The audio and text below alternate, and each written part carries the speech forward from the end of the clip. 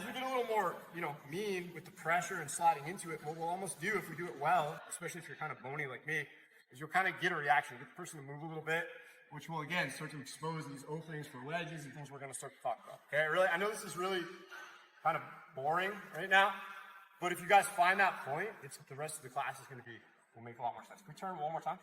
And I'm sorry for smashing your head. Okay. So we're here.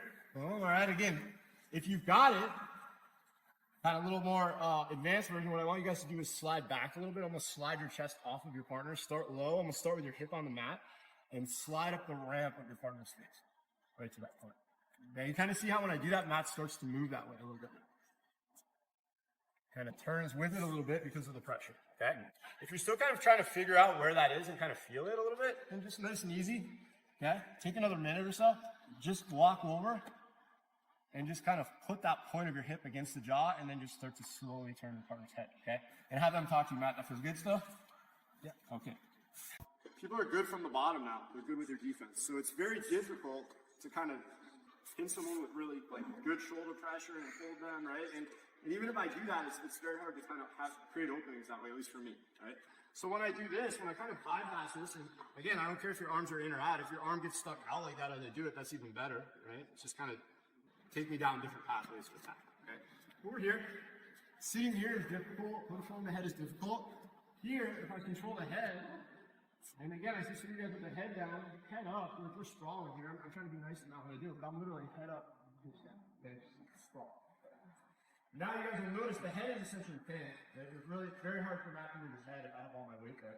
He's probably already going that way, and he can't turn the opposite way now. And even if he does manage, he's so strong that he does manage to turn that way, my hand is already here, my arm is already here to monitor the legs, to monitor this. Right? So it almost becomes this thing where when I put pressure like this, there's really very few things that you can do. And like I said, I have like this 360 view of the legs, of the arms, of everything. So even if he does move, I'm one step ahead of him. I'm always one step ahead of the movement. I know where he's going to go before he does, okay? So again, just a little backstory on why I think this is, at least for me now, better than just more of a traditional side control or any other top position. It just works really well. I don't have to give a lot up. The worst case scenario is in a second when I show you guys how to wedge and kind of get this person up on their side to step over, right? The worst case scenario is Matt doesn't move, and what? I haven't lost anything. I'm still on top, okay? And then I can just transition to something else. So it's very low risk. And if I do it well, it's very high reward. I get him up on one side, I control the opposite hip, and it's very hard to move, okay? Does that make sense to you guys? Yeah. You good? You guys with me? Yep. All right, cool. So let's turn a tiny bit. We'll go this way. All right? So now all we're going to do is start building our wedge. We're going to start building a little bit of space, right, if you will, or kind of multiply that space with our leg, with our wedges here behind that shoulder, okay? So you guys are going to start with doing the same thing.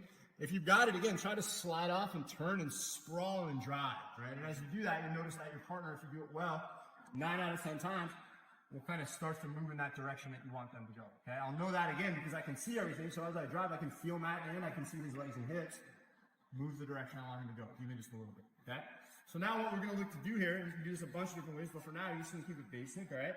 You guys are going to look to kind of get behind this arm and the shoulder and start pulling this up a little bit, right? And it can literally be as simple as you just lifting your partner up and starting to slide that thigh right into that space, okay? My toes are active, so if Matt tries to push back into me, I have like a good ramp here. It's very hard for him to flatten back out, okay? Exactly. And I'm just going to slowly start to keep driving him that way and pull him up onto his side, okay? You guys will notice here that as I do that here, I'm going to look to scoop up an underhook here. It's a very easy underhook in the movement.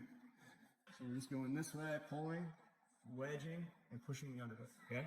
That's all I want you guys to do for now. If you want, you can even drop your chest behind the shoulder a little bit and just observe how it's fairly difficult for the person to turn back into you now, okay, just because your weight is there.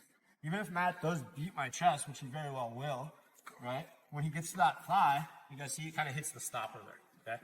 Obviously, in real life, I'm not going to stay in this position as soon as I get him up, right? I'm going to be starting to step over into whatever attacks we want to go for, okay? But that's the foundation of the position.